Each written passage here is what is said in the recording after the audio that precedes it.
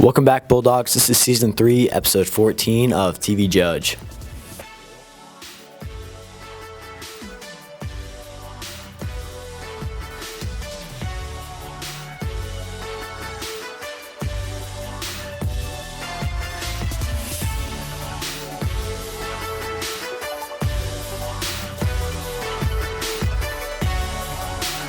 I'm Owen.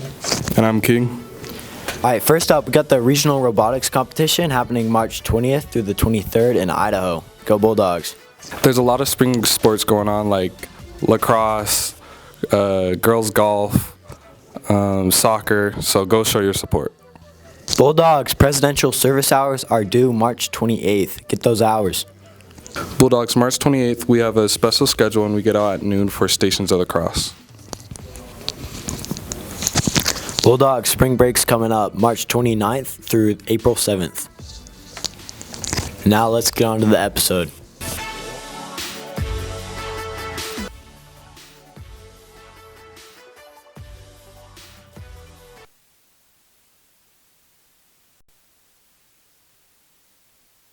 Like lying on the street. Hey, how are you doing?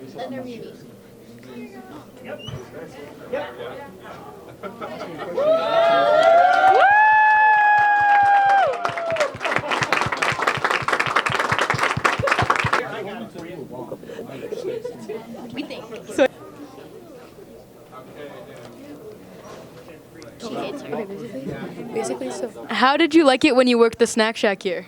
I loved it. Oh. I loved it. Do you know, so many children, young people would come by because they knew my grandkids were here, and they'd holler and say, "Hi, Grandma." Hi. And that made me feel good because they would, but a lot of their friends would.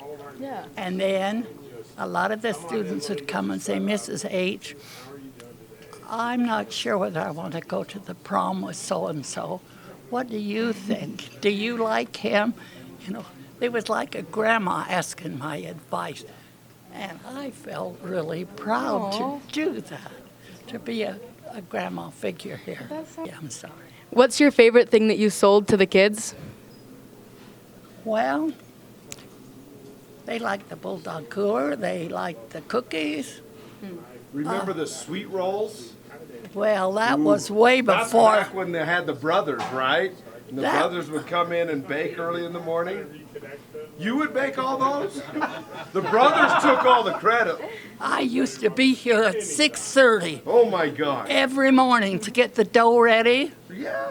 for the rolls. Yeah. I did the rolls and the Or dessert. the little breads. And so, yeah, but that was my joy of being a judge. A good school, and it still is. Thank you. Right there, they put you right in the middle. We're gonna frame it, and it's gonna live here from now I on. know she's talking about it to the one on favorite, and now you don't get everyone thinking that's me. No, it's a long way. She's not talking about it. No, it's Mr. not Lambert, he that. was standing right You have a beautiful there. signature. I can verify. I need some backup. How was Judge different then than it is now?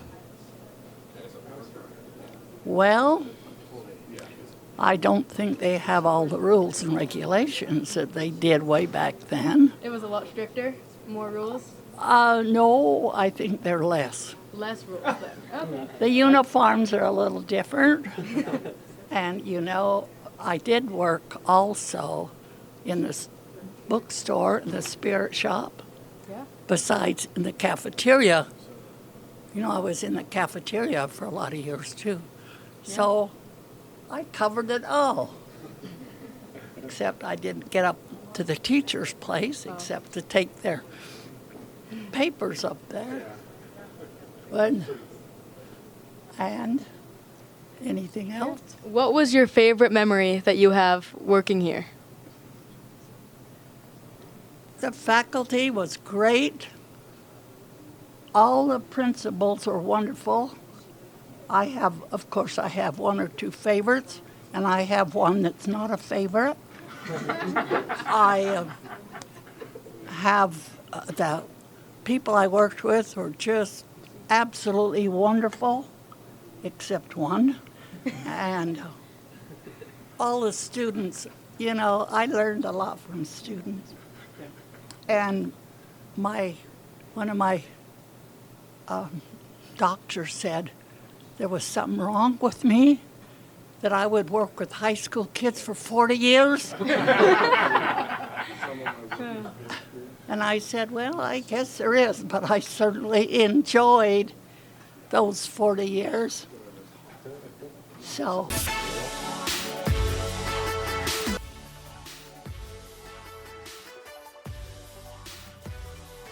On the final 50 yards, entering the final turn. It's Judge, then Canyon View. Canyon View has made up a little bit of time, and here's the final stretch. Judge Memorial just barely ahead. It'll come down to this stretch. Judge, less than a half a second ahead of the team from Canyon View for this race in the men's 400 freestyle relay and for the team title on the men's side. What a way to end. 4 for 4. It's great. We almost didn't win that meet. Our 200 free relay got DQ'd. Someone left a little early or twitched or something, and got the relay DQ'd, which would usually be a death sentence because relays are worth double points. However, we came back in the second half. The fourth swimmer on their team, on the Canyon View team, Kurt Morgan, is a beast. He is very fast and very scary. I was anchoring, and my team needed to get about 3 seconds, a 3-second lead for me to enable to hold off the other team.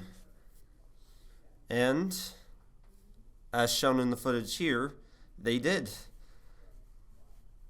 They managed to give me a 3-second lead, and I swam as fast as I can, and the other kid next to me went a 45.0, which, if you looked back to the actual 100 free, wouldn't have just set the 3A record, but would have set the high school record all in total. Yet, it wasn't enough. I managed to hold him off, I managed to out-touch him, and reach for the wall first. I was so ecstatic. 4 in a row is insane.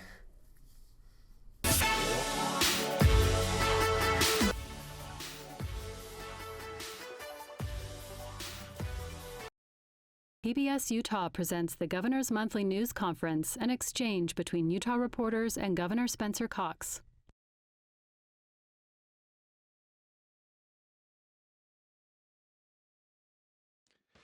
Good morning, everyone. It's great to see all of you here. We're excited to have you with us this morning, and I want to thank.